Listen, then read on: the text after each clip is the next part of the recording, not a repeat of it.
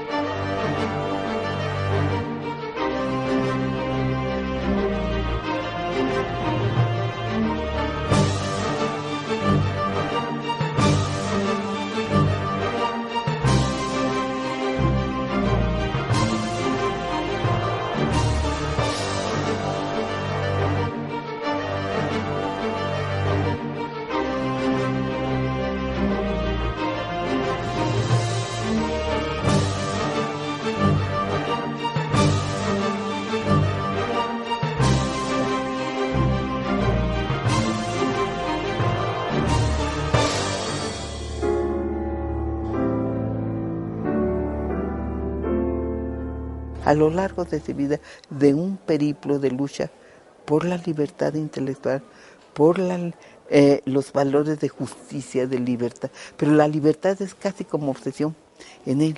Y por eso es que se opone a los estados autoritarios, sean de donde sean de izquierda o de derecha, o morales como las iglesias, ¿no? En Paz se centralizó una lucha de las palabras.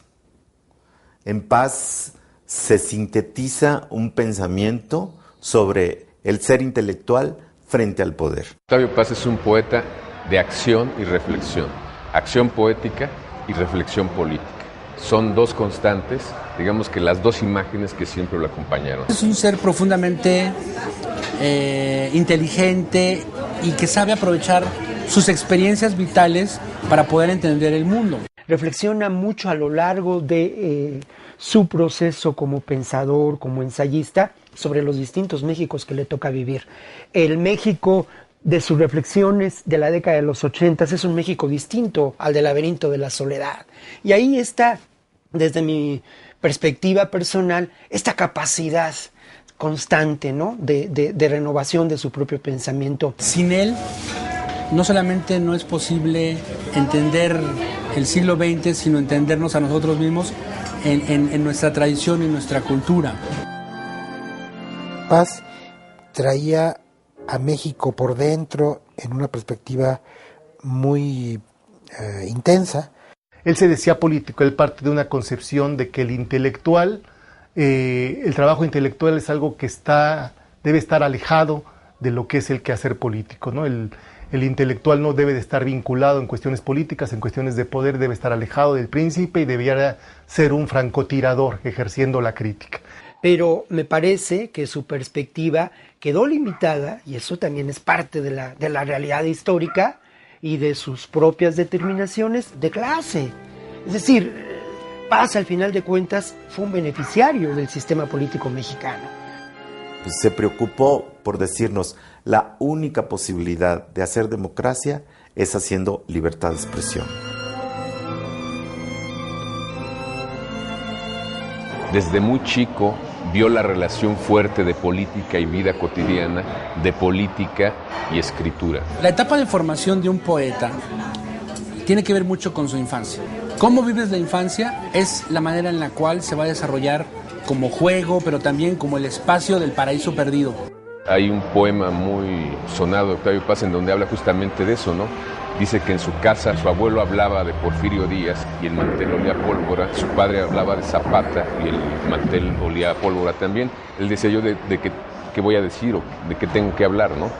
Entonces desde muy chico hay una relación fuerte entre todo eso. Digamos que él cuando está el conflicto armado, él de chico huyendo hacia Estados Unidos en compañía de su madre, ve a los colgados mientras van en el ferrocarril, en los postes de telégrafo, ve a los ahorcados, a los saldos, a los daños colaterales de la revolución.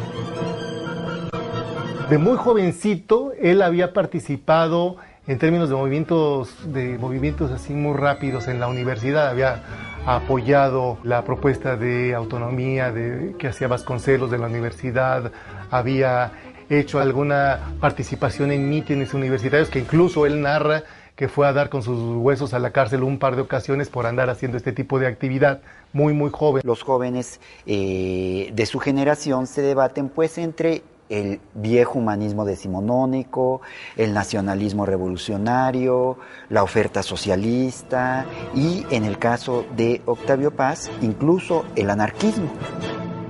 Y le toca vivir todo lo que es la instauración del México posrevolucionario, la instauración del PRI como partido hegemónico con toda la historia previa, ¿no? Toda la historia previa. Entonces, pues es un México que está intentando avanzar hacia la modernidad. ¿Qué quiere decir todo eso? Que Octavio Paz nace con la revolución, crece con el concepto del nacionalismo revolucionario impulsado en aquellos años por los viejos liberales del siglo XIX y nace en un país, en una ciudad, la Ciudad de México, que era un lugar donde el mundo se abría por primera vez al mundo. Y él recibe una invitación para ir a un congreso internacional antifascista, que por cierto los grupos de izquierda de México no le querían facilitar, sino es gracias a Efraín Huerta, que se entera, le avisa a Elena Garro, que en ese entonces era su amiga, después fue su esposa, y entonces Octavio Paz encabeza la delegación que va a España, cuando está el pleno momento de la guerra civil, junto con Carlos Pellicer. Por un lado, pues para el joven aspirante a escritor que apenas era Paz, apenas había publicado una plaquette, pues se trata de un bautismo social verdaderamente significativo, porque en efecto conoce a la élite de los escritores, de los artistas progresistas de esa época que se solidarizan con la causa republicana. A diferencia de que lo que había visto con su abuelo y con su padre, que era como a través de los ojos de ellos lo que era el mundo político y la guerra, lo vivió en carne propia.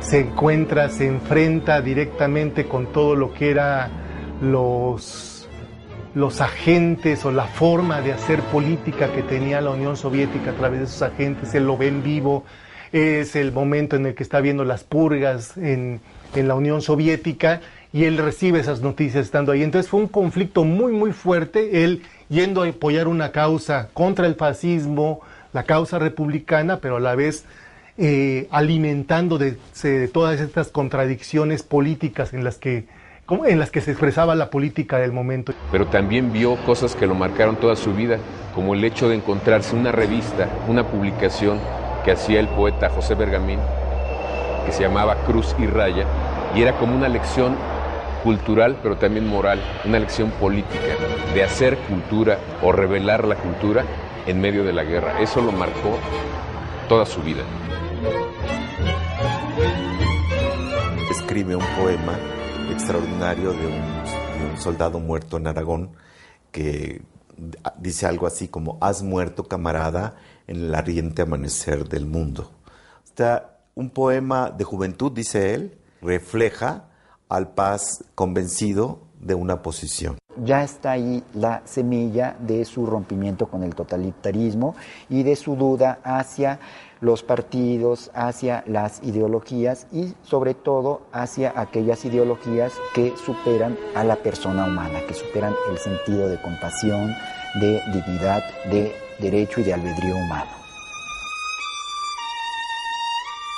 O sea, Paz va a reivindicar todo este espíritu libertario que se da en ese momento terrible del ataque del fascismo a la República Española.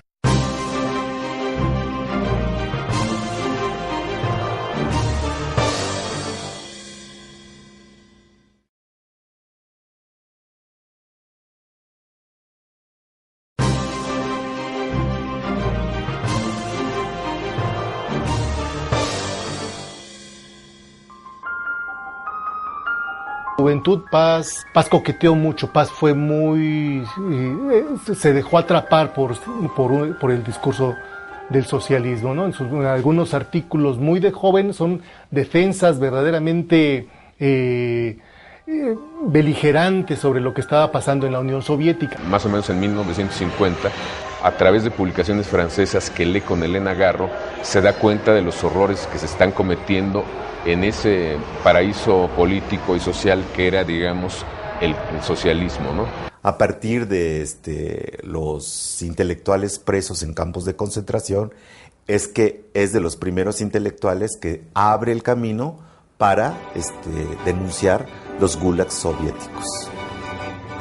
Lo que hizo Octavio Paz fue traducir un fragmento de estos testimonios con un prólogo suyo, y eso bastó para que pues muchos de sus compañeros de ruta tuvieran un alejamiento definitivo con Octavio Paz. El gran mérito de Octavio Paz es haber sacado del sótano, de las catacumbas, este rumor para ponerlo en la luz, digamos, de la historia y de la explicación. Paz tuvo razón en criticar tan ferozmente al totalitarismo. No hay duda de que el estalinismo fue un grave error histórico.